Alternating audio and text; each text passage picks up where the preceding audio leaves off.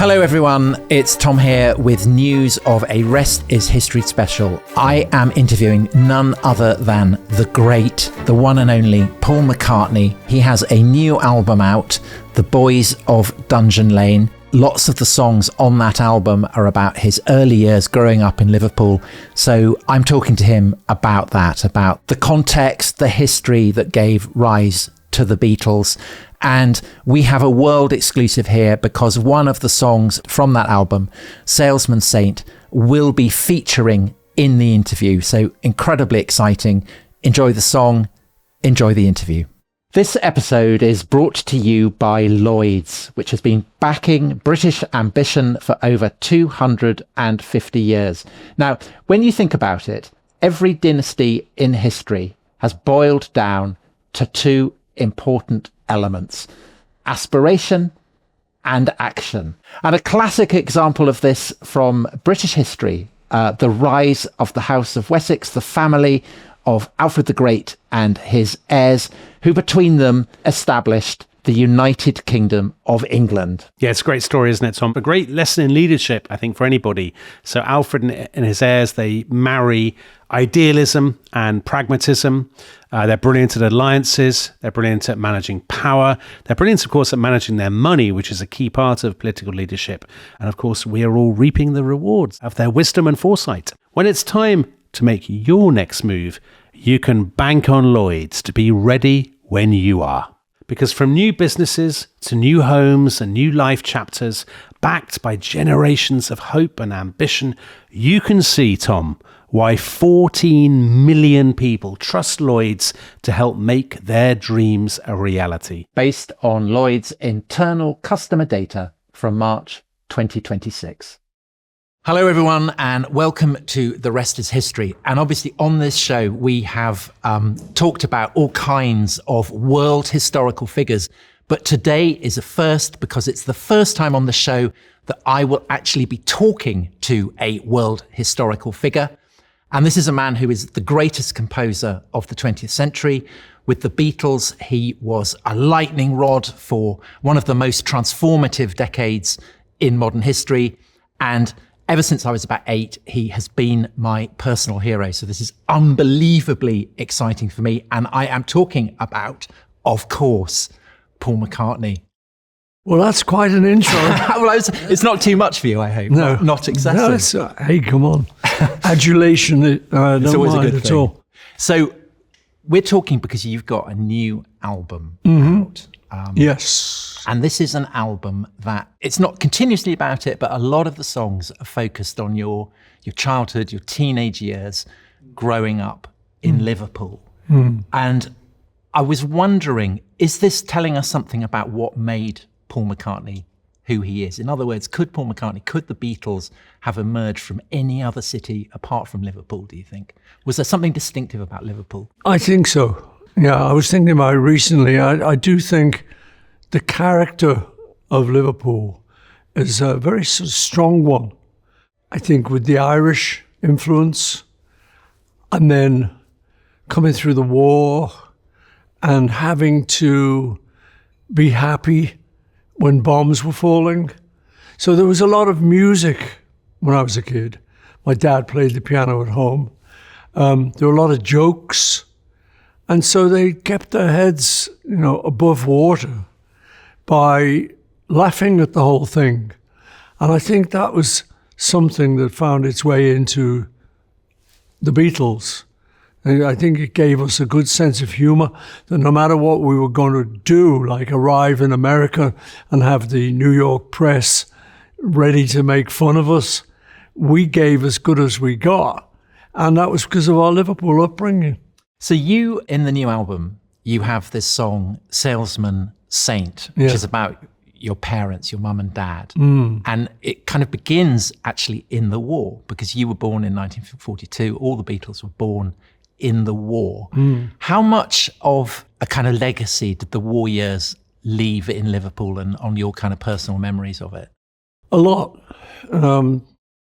You were very aware of it.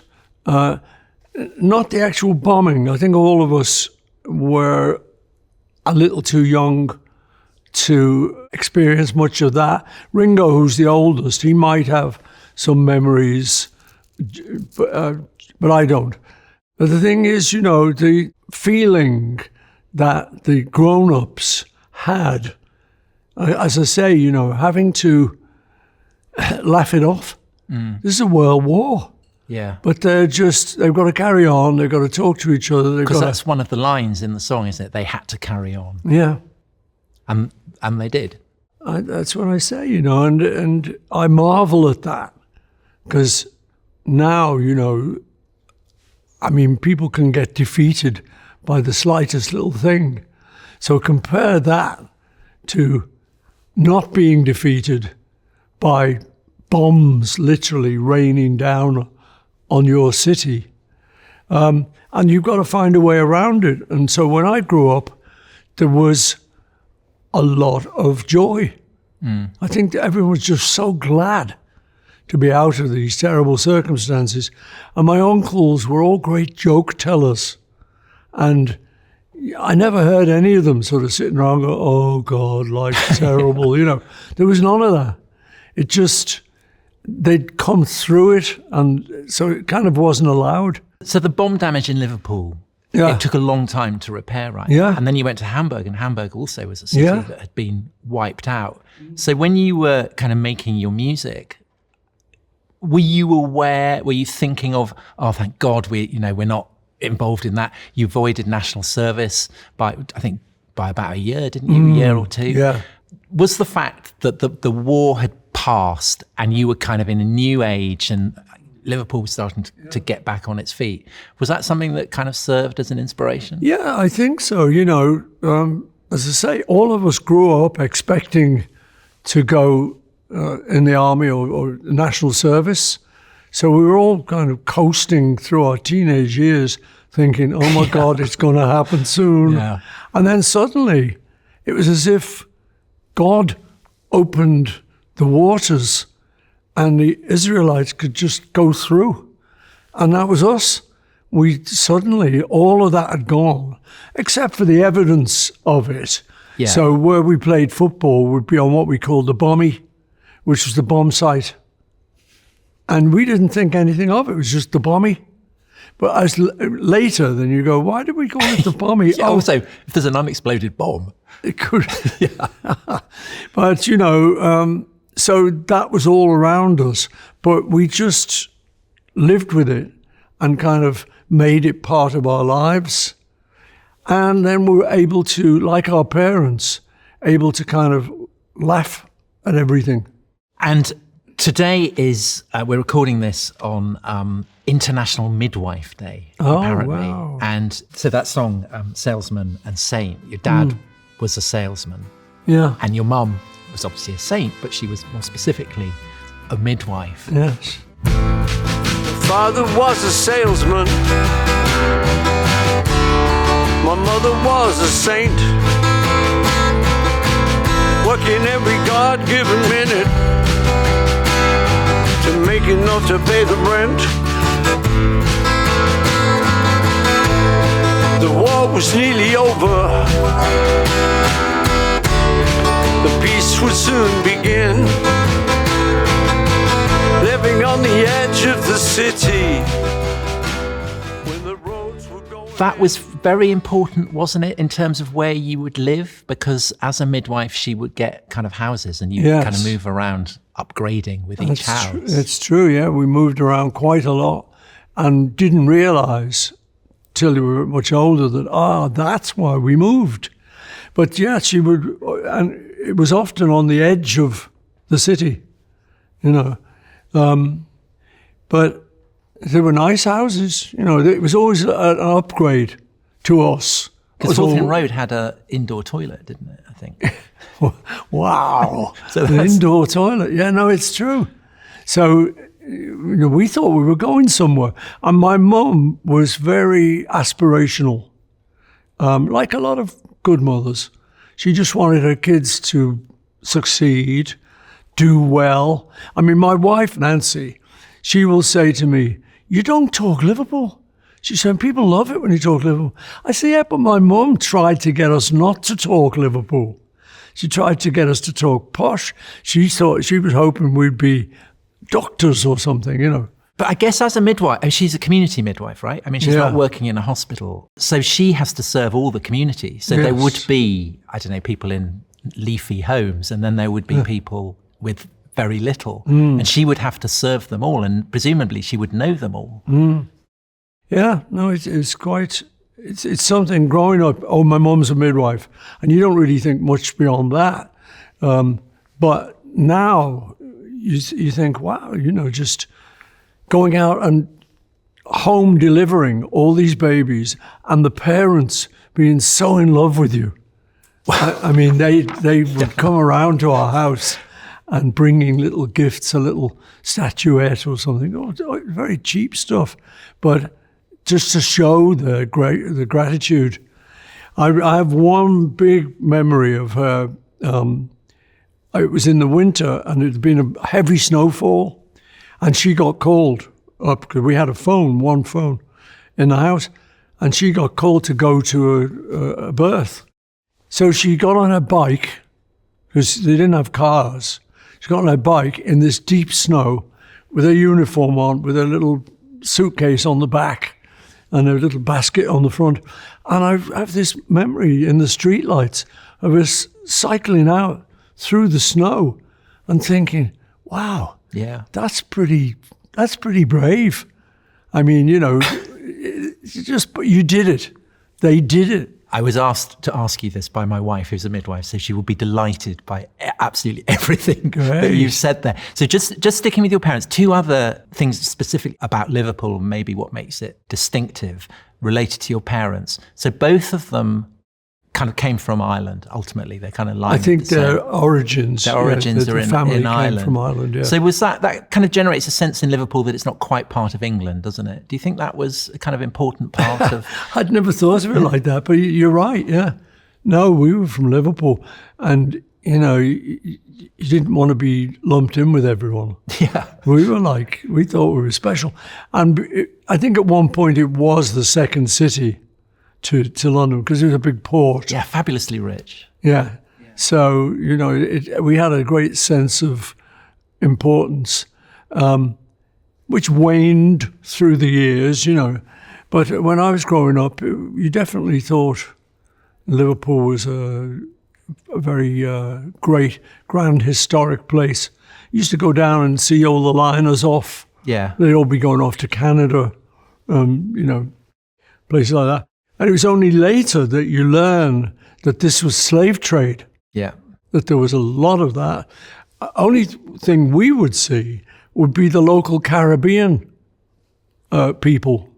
So we would know people that would be descended. We didn't talk about it then. But there was, I guess, a sense of Liverpool as being open to the world as well as to the rest of England. Yeah. So that what is often said about Liverpool is that it's more open to, say, musical influences, perhaps, than other places. Do you think that was true? Because, of course, you know, your love of rock and roll was fundamental to what became the Beatles. Yeah. And, you know, sailors came back from a particularly merchant navy. A lot of them that we would know came back from America, where they'd been to, like, New Orleans or, you know, down south there. And they had records that nobody else had. So how would you get hold of them? You just, you know, you borrow them off somebody. Somebody would know the sailor who had it, and the sailor would let them borrow it. You'd borrow it off them. So it was like a little culture where the record would go around, and we'd all learn it. Because I think for people of subsequent generations, it's hard to get our heads around how difficult it was to access music. You know, we can get it on whatever, just stream it or whatever now. But the idea that it's actually really quite hard to get the physical records or to find the radio stations that it's being played on. And so did that make it, if you were interested in rock and roll or whatever, that you were kind of a self-selecting group of people who would know what you were talking about when you met up and discussed these people? Yeah, that was what it was. You would know certain chords, and then someone would know an extra chord. So you would go to his house and learn this extra chord, and you build up your knowledge through things like that. None of us ever learned to read or write music, which is kind of an interesting fact about pretty much all the groups out of the 60s. I remember talking to Jeff Lynne of ELO. He says, "Oh, we just made it up." Yeah. And that's what it was. We made it up. But there's a great strength in me showing you a chord or a riff or something, and it's just going from mind to mind. There's no paper involved. All of what we did, I mean, in this very studio, would be that. It was really immediate transference of ideas. And, I say, if you look back on all our histories and our legacy, it was kind of bardic. A lot of them didn't write it down. Irish music was not really, I don't think, written down. It was just played, and you learned it, and then you played it your way. So we had a lot of that, and that was really nice for transference of ideas.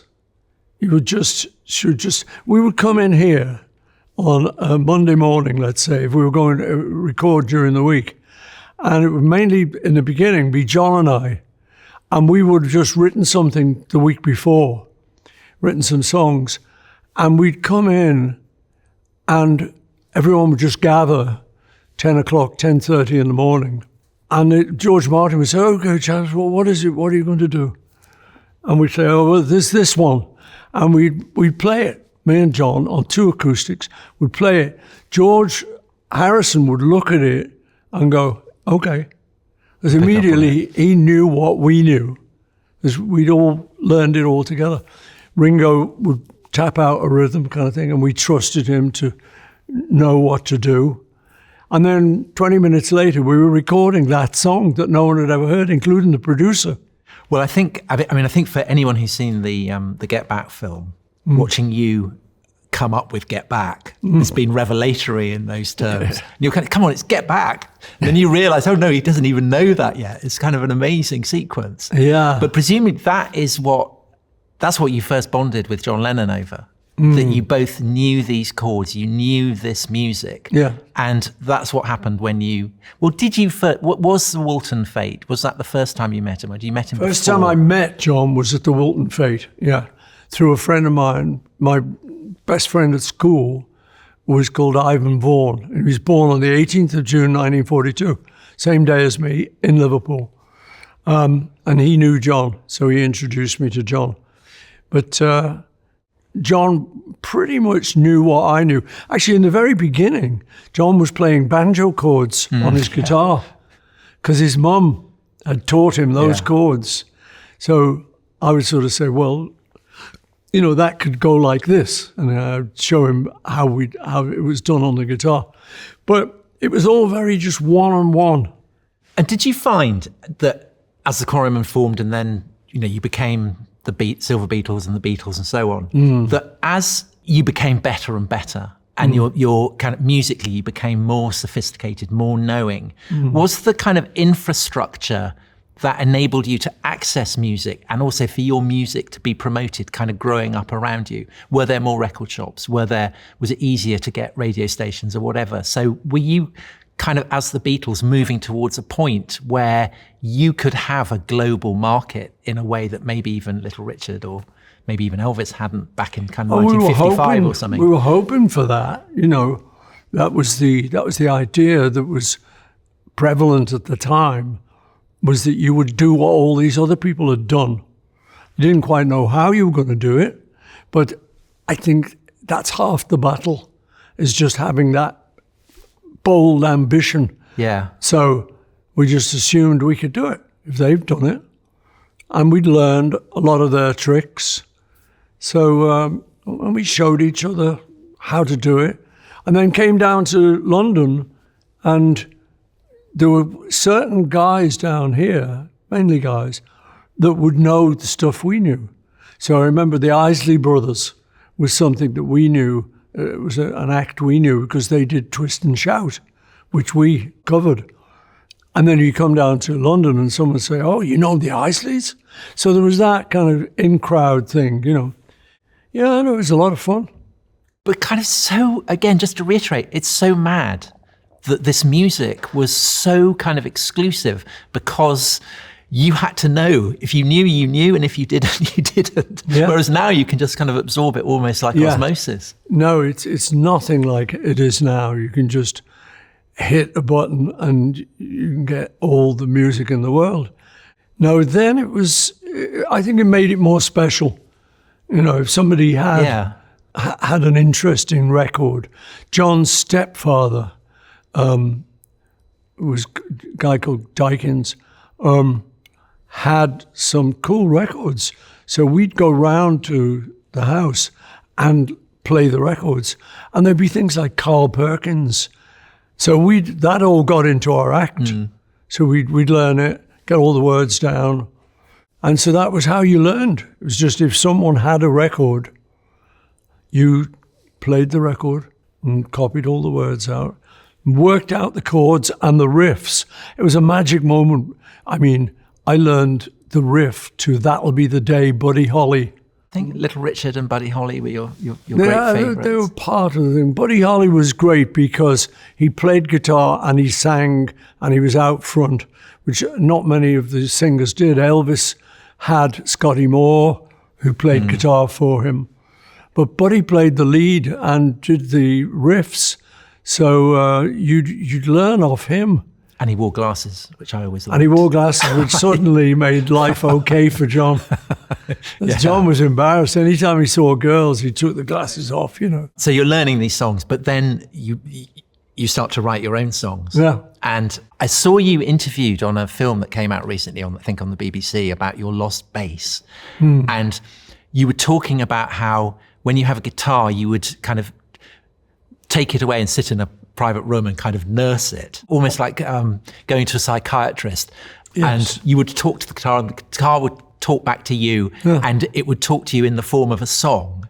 Yeah. I mean, I don't think that's what it's like for most people, but clearly that's what it's like, No, like for you. When did you discover that guitars could speak to you and give you songs? It must have been amazing to realise I mean, it. I wrote my first song when I was 14, and I suppose that's when I discovered it, you know. I remember the things that appealed to me about that song. The song was called I Lost My Little Girl.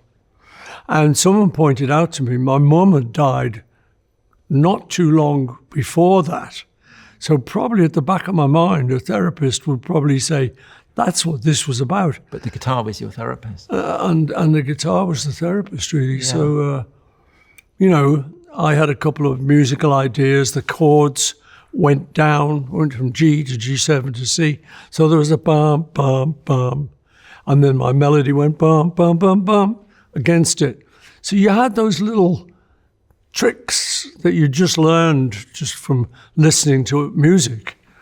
And so you put them in and write a song. So once you'd written that first song, it was quite exciting and uplifting. So when did you and John start to realise that actually your songs were really good, that they could measure up to the songs that you'd been kind of learning and absorbing? I think we always thought they were good because we were cocky little bastards. But as they developed and we started to get a bit more mature in the writing, I think then we started. I remember writing a song. We wrote a song together called From Me to You, and it was pretty straightforward. But in the middle of it, it went to a chord we'd never used before. And I remember thinking, wow, we're getting sophisticated. You know, we're in C to A minor. Now suddenly we're doing a G minor. Wow. So around about that period, you know, we started to think they were pretty good. And then you'd write a song, let's say like, what would always happen is one of us would come in with the idea and then the two of us would finish it up. So something like Norwegian Wood, which was a John idea, and then we sat down and finished it together. I think after that, we thought, oh, we're getting somewhere. Well, because that also, George introduced the sitar. The sitar, yeah. And it was a deed from John, wasn't it? He didn't want to confess that he'd had a fling to Cynthia. That's what's said. I don't know whether that's true or not. I'm not sure. But so Probably. around then, the songs are starting to move from I love you, you love me, she loves you, whatever, to more complicated, more almost novelistic stuff. Yeah, and I think that's when we started to think, wow, this is going somewhere, you know. And then you would feel encouraged to write more than just the sort of I love you songs.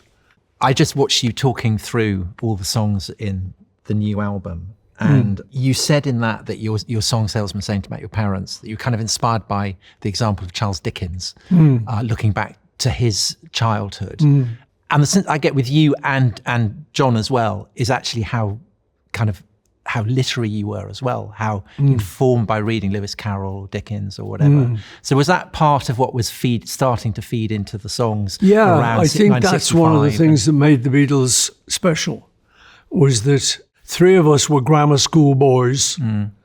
So we'd had to learn or be exposed to things like Lewis Carroll, as you say, Dickens, my case would be like Thomas Hardy and Shakespeare and stuff.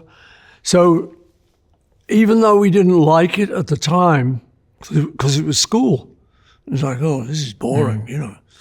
I think once we started writing, I started to realize, oh, it's finding its way in here seeping somehow. through. Yeah, it's just, you know, we're like sponges. We'd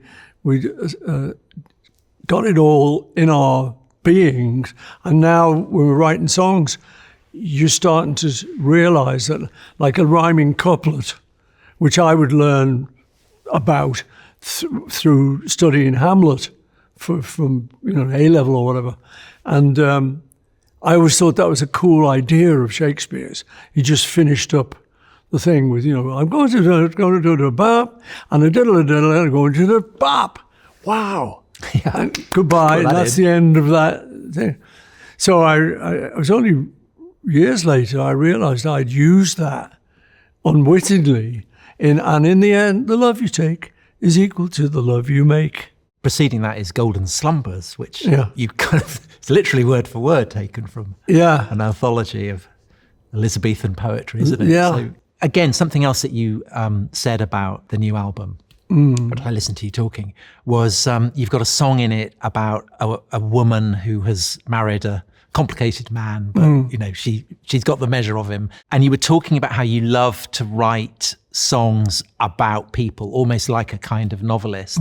Like, is Eleanor Rigby the first in that kind of sequence? And it goes through Another Day and Jenny Wren. Yeah, probably. No, I like that. I like the filmic thing. I sometimes I'll write "And I Love Her," which is, a love song, very straightforward, and I think fine for what it is. But then I'll start to, because you'd watch so many films, read so many books, that this character that I'd kind of known women like this, Eleanor Rigby, lonely old ladies. On the housing estate where we lived, there were always a couple of old pensioners, and I would go around and offer to get their shopping for them and stuff. And it was very good because they'd start to tell me stories of the war. Or I remember one of the old ladies showing me a crystal radio. So it was great. It was very exciting. So I liked these ladies. So they were always a kind of special character for me. So I kind of wrote Eleanor Rigby from the perspective of one of those ladies. Yeah, because there's incredible kind of generosity and compassion in everything that you write. And one other song that for me completely exemplified this was a beautiful song. What's it called? Life Can Be Hard. And people, when I say this song, Life Can Be Hard, you wrote it during COVID. People who haven't heard it may be expecting that it's going to be quite dark and somber. I mean, it is so light and joyous. And that seemed to me the kind of That is so Paul McCartney, that you can get joy out of something as awful as COVID. Yes, well, I think, I think the people who are locked down with their family, they're forced to be with their family. If you love your family, that could be quite nice. You suddenly enforced family time. And I had the song, and the minute I heard myself writing, life can be hard, something told me to just say, but then. And then that's when we start to get it together again or whatever. I didn't want to go down the dark route. I wanted to say, yeah, life can be hard, but come on, gang. We're going to get this together. We're going to make it happen, So it's like the Salesman Saint song, they had to carry on.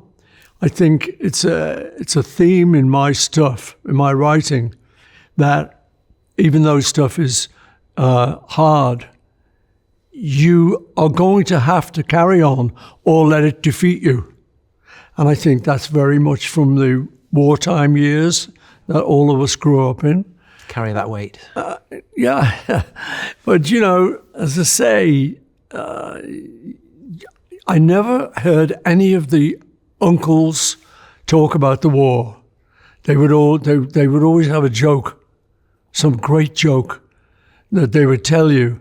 And so you kind of learned that even though that had been a terrible period, and we'd seen the film of Hitler's bombers sort of clouding the sky, and you'd seen the Belsen pictures of the prisoners coming out in their striped uniforms, which is why I can never believe people deny the Holocaust. I mean, that is so insane. But, we'd seen all of that, and yet the people we knew, people we were living amongst, had got on and were now so glad to be away from that now they were making something of their lives. And I think that's why there was quite a rich period for us, our generation, that we could now do good stuff and say, hey, it may be bad, but we can work this out. We can work it out. We can work it out. So, I can understand hearing you say that, why now, so many decades on from your earliest years, that you might want to go back and look at those early years and see what kind of mirror it holds up to what we're going through now. Can I just end by asking about your memories and the tricks that memory can play? You had a brilliant story about going on a milk float with George Harrison when you were, I don't know, how old were you, 16 or something? Yeah, it would have been. We were hitchhiking, yeah. Yeah, and you've got a great story about a kind of electrical accident that happened to George, but he thought that it happened to you. So could you just tell people what happened there? Yeah, well, we were hitchhiking down south, which is what one of the songs of the new album is about.